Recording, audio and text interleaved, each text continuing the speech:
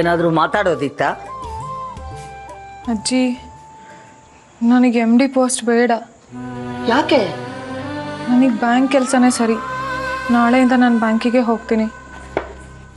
ನೀನೇನು ಯೋಚನೆ ಮಾಡಬೇಡ. ನೀನು MD ಆದ ತಕ್ಷಣ ನಿಮ್ಮ ತಂದೆ ಮನೆಗೆ ಕಳಿಸೋ ದುಡ್ಡು ಕಳ್ಸೋಕ್ಕಾಗಲ್ಲ ಅಂತ ಏನೂ ಇಲ್ಲ. ಬ್ಯಾಂಕ್ನಲ್ಲಿ ಎಷ್ಟು ಸ್ಯಾಲ್ರಿ ಕೊಡ್ತಿದ್ರೋ ಅದಕ್ಕಿಂತ ಜಾಸ್ತಿನೇ ಕೊಡ್ತೀನಿ. ದುಡ್ಡಿನ ವಿಷಯ ಅಲ್ಲ ಅಜ್ಜಿ, ಮತ್ತೆ ನಂಗೆ ಶ್ರೀದೆ ಯೋಚನೆ. ಅವ್ರ ಆಫೀಸಿಗೆ ಹೋಗಿ ಅವ್ರ ಪೋಸ್ಟ್ನಲ್ಲೇ ಕೂತ್ಕೊಂಡ್ರೆ ಶ್ರೀಗೆ ಅವಮಾನ ಮಾಡ್ದಂಗಲ್ವಾ? ನೀನು ತಾನೇ ಹೇಳಿದ್ದು ನಾನು ದಿನನಿತ್ಯ ಶ್ರೀನ ನೋಡಬೇಕು, ಅವ್ರ ಹತ್ರ ಮಾತಾಡಬೇಕು, ಆ ಥರ ಆಗಬೇಕು ಅಂತ. ಅಷ್ಟಾದರೆ ಶ್ರೀನ ಮನೆಗೆ ಕರ್ಕೊಂಡು ಬರ್ತೀನಿ ಅಂತ ಹೇಳಲಿಲ್ವಾ? ಅದಕ್ಕೆ ನಿನ್ನನ್ನು MD ಮಾಡಿದ್ದು. ಆದರೆ ಇಷ್ಟು ದಿನ ಶ್ರೀ MD ಆಗಿದ್ರು. ಈಗ ನಾನು ಅವ್ರ ಪೋಸ್ಟಿಗೆ ಹೋಗಿ ಇದ್ದಕ್ಕಿದ್ದಾಗೆ MD ಆದರೆ ಅವ್ರಿಗೆ ಹರ್ಟ್ ಆಗಲ್ವಾ? ದಿನ ನಾನು ಶ್ರೀನ ಮೀಟ್ ಮಾಡಬೇಕು ಅಂತ ಹೇಳಿದ್ದು ನಮ್ಮಿಬ್ಬರ ಮಧ್ಯೆ ಕಳೆದು ಹೋಗಿರೋ ಪ್ರೀತಿಲಿ ಇನ್ನಷ್ಟು ಹೊಸತನ ತರಕ್ಕೆ. ಆದರೆ ನಾನು MD ಆಗೋದ್ರಿಂದ ನಮ್ಮಿಬ್ಬರ ಮಧ್ಯೆ ಇರೋ ಪ್ರಾಬ್ಲಮ್ಸ್ ಜಾಸ್ತಿ ಆಗುತ್ತೆ ಅಂತ ಅನಿಸ್ತಿದೆ. ಶ್ರೀ ಈಗೋ ಹರ್ಟ್ ಆಗುತ್ತೆ, ನನ್ನ ಮೇಲಿರೋ ಹಠ ಇನ್ನೂ ಜಾಸ್ತಿ ಆಗುತ್ತೆ. ಆಗ ನನ್ನ ಮೇಲಿರೋ ಪ್ರೀತಿ ಇನ್ನೂ ಕಮ್ಮಿ ಆಗುತ್ತೆ ಹೊರತು ಜಾಸ್ತಿ ಆಗಲ್ಲ. ಎಷ್ಟಕ್ಕೂ ಶ್ರೀಗಿರೋ ಅನುಭವ, ಬಿಸ್ನೆಸ್ ಸೆನ್ಸ್, ಸಾಮರ್ಥ್ಯ ಇದು ಯಾವುದು ನನಗಿಲ್ಲ. ನೀನು ತುಂಬ ಜಾಣೆ. ನಮ್ಮ ಕಂಪನಿ ಉದ್ಧಾರ ಮಾಡ್ತೀಯ ಅಂತ ಅಲ್ಲ ನಿನ್ನನ್ನು ಜಾಗದಲ್ಲಿ ಕೂರಿಸಿರೋದು. ಜನರ ಕಣ್ಣಿಗೆ ನೀನು ನಮ್ಮ ಕಂಪನಿ MD.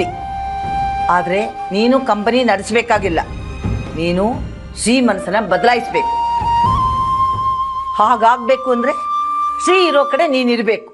ಶ್ರೀ ಮನಸ್ಸನ್ನ ಗೆಲ್ಲಬೇಕು. ಅವನನ್ನು ಪ್ರೀತಿಯಿಂದ ಮನೆಗೆ ಬರೋ ಹಾಗೆ ಮಾಡಬೇಕು. ಅದಕ್ಕೆ ನಿನ್ನನ್ನು MD ಮಾಡಿರೋದು. ನಿಮ್ಮ ಉದ್ದೇಶ ನನಗೆ ಅರ್ಥ ಆಗ್ತಿದೆ. ಆದರೆ ಇದೊಂದು ದಾರಿ ಬಿಟ್ರೆ ನನ್ನ ಹತ್ರ ಬೇರೆ ಯಾವ ದಾರಿನೂ ಇಲ್ಲ. ಈ ಬೇಡವಾದ ಯೋಚನೆ ಎಲ್ಲ ಪಕ್ಕಕ್ಕಿಡು. ಇಲ್ಲ ಅಂದ್ರೆ ನೀನು ಶ್ರೀನೇ ಕಳ್ಕೋಬೇಕಾಗುತ್ತೆ. ನಿನ್ನ ಹತ್ರ ಇರೋದು ಒಂದೇ ತಿಂಗಳು ಟೈಮು, ಮರಿಬೇಡ.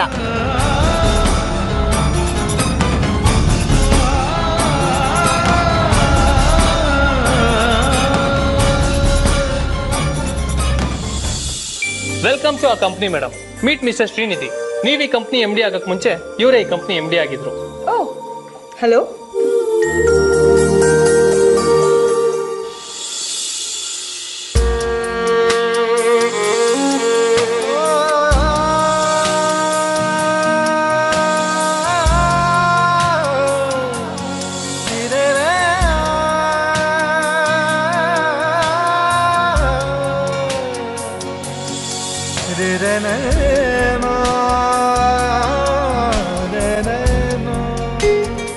ಅದೆಷ್ಟು ಬಿಂಕ ನನಗೆ.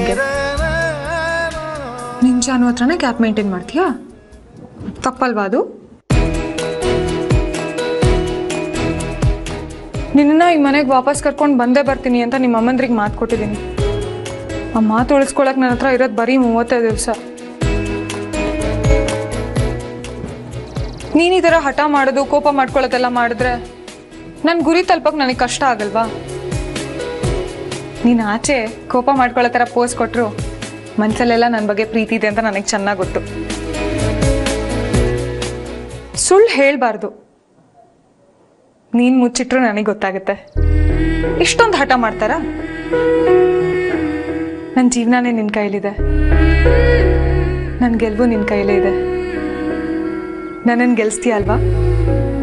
ಪ್ಲೀಸ್.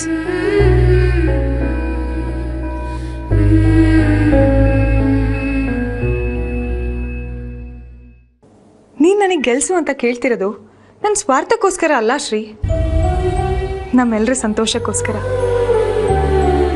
ಅಮ್ಮಂದ್ರು ನಿನ್ನನ್ನು ತುಂಬ ಮಿಸ್ ಮಾಡ್ಕೋತಾ ಇದ್ದಾರೆ. ನಾನು ಅಷ್ಟೆ. ನೀನು ಮನೆಗೆ ವಾಪಸ್ ಬಂದರೆ ಅಮ್ಮಂದ್ರಿಗೆ ಮಗ ಸಿಕ್ಕ ಸಂತೋಷ, ನನಗೆ ನನ್ನ ರಾಜ್ಕುಮಾರ ಸಿಕ್ಕ ಸಂತೋಷ.